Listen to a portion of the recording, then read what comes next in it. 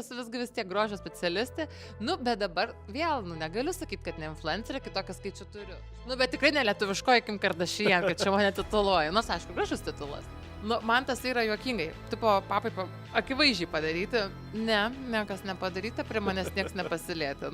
Nisprotamas, ne man yra. Tai aš tiesiog tada tiesiai šviesiai sakau, kaip yra. Aš išgirsdavau jo vardą, aš verkdavau, ašarų pakalnės, žbliovimas, klikimas per namus buvo toks maksimaliai. Tai ką mano draugai darė, jie neleido man būti vienai.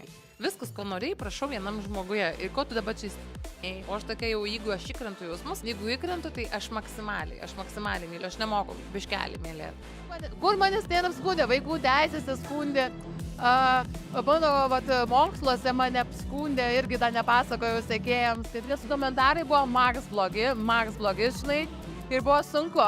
Mano gyvenimas jiems įdomus. Pavyzdžiui, kad kažkam yra įdomus, įdomiau net negu man, žinai.